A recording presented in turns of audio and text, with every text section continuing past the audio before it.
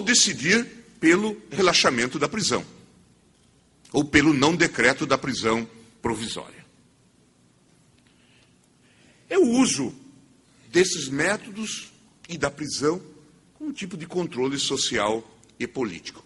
E o Piauí foi o único estado em que nós tivemos dificuldade de implantar o mutirão carcerário. Havia uma certa resistência e se falava que, com este tipo de ação, nós estaríamos contribuindo para o aumento da criminalidade. Passamos, então, a pensar fórmulas, e eu mesmo, que comandava esse processo diretamente, indo aos locais, visitando os presídios, acompanhando as más condições de muitos presídios brasileiros, eu passei a preocupar e a ter,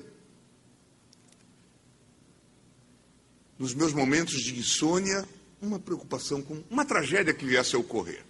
E passamos, então, a pensar num programa, que é este hoje conhecido, com apoio geral dos meios de comunicação, o Começar de Novo. Até então, pasmem os senhores, o Brasil não tinha um programa consistente de reinserção social.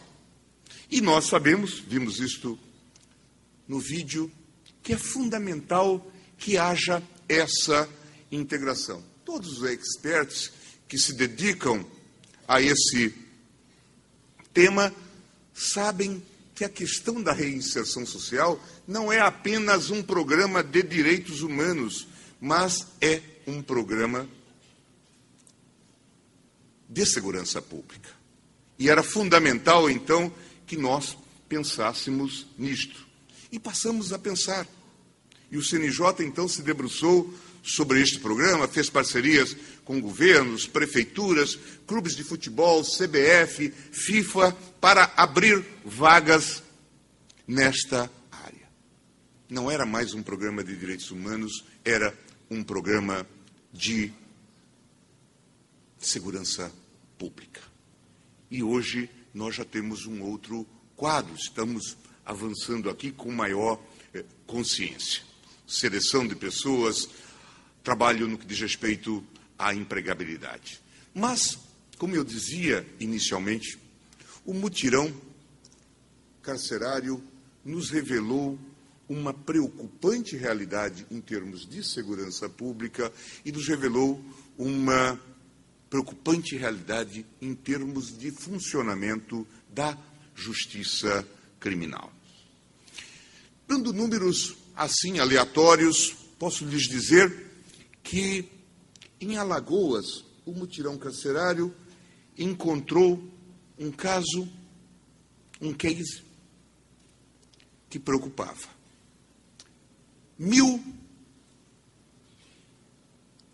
4.000 homicídios registrados sem inquérito aberto sequer.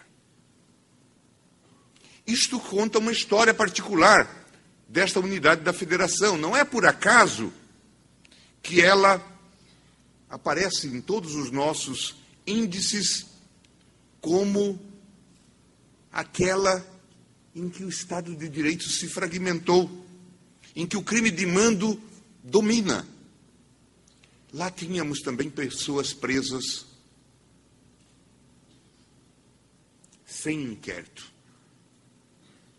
E isto o mutirão carcerário revelou. Mas, em outros estados tradicionais, inclusive pela cultura jurídica, nós encontramos também um quadro preocupante. Encontramos, por exemplo, em Pernambuco, ali colado ao Recife, Jaboatão dos Guararapes, 500 júris com réus presos por fazer. E em Pernambuco havia, talvez, em todo o estado, 1.000 casos, pelo menos, de prescrição à vista em crimes de homicídio. O que sugere um mau funcionamento da máquina judicial.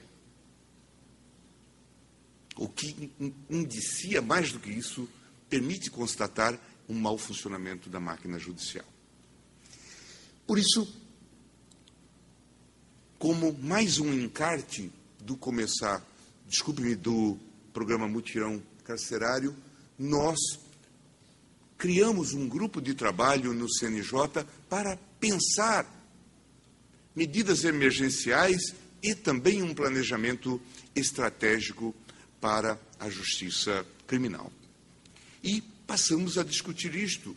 E depois de algum tempo, conseguimos extrair, com workshops e trabalhos vários, conseguimos extrair, então, um plano emergencial para a justiça criminal, elegendo, inclusive, este ano como o ano da justiça criminal.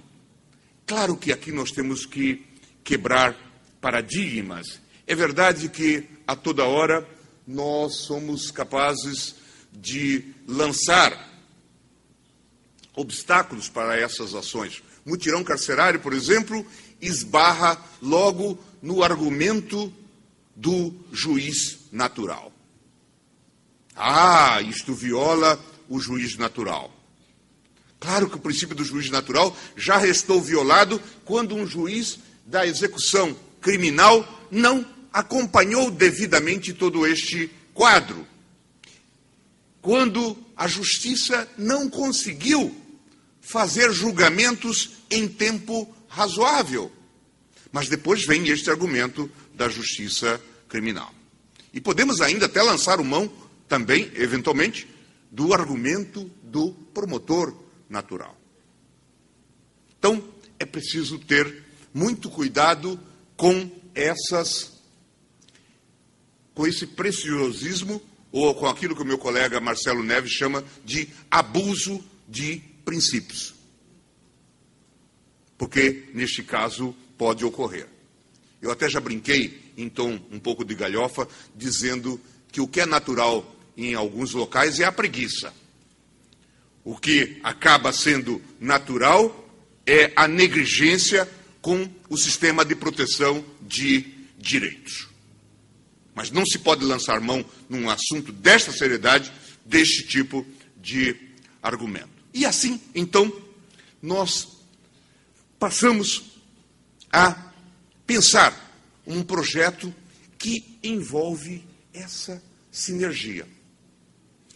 A conexão com a ideia de segurança pública parece evidente. Há pouco eu comentava e eu cheguei a falar isto até com o ministro Tarso Genro, quando ele estava à frente do Ministério da Justiça, que, aparentemente, pelo menos em grande extensão, as chamadas políticas de segurança pública, uma espécie de esquizofrenia, olvidavam que, de um ponto para frente, há a justiça criminal. E que, se ela não funciona, se ela não é efetiva, a rigor, nós estamos falhando em matéria de segurança pública. Logo, é preciso que haja uma estratégia comum.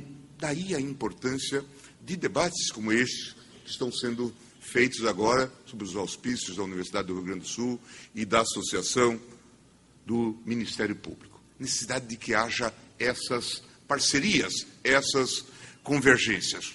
No âmbito federal, e com essa preocupação, nós concebemos e incentivamos a chamada Estratégia Nacional de Segurança Pública, que envolve o Judiciário, mediante a participação do CNJ, envolve o Ministério Público, mediante a participação do CNMP, e envolve também o Ministério da Justiça.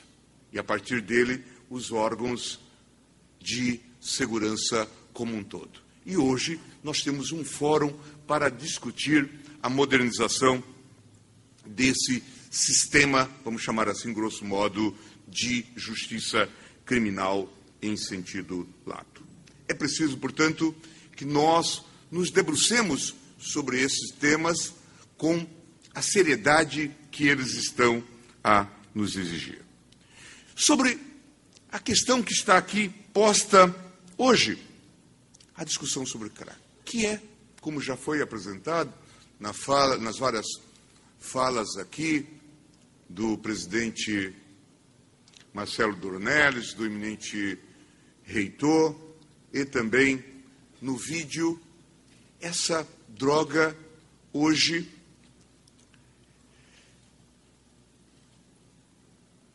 é uma tragédia em termos sociais e em termos de organização de repressão.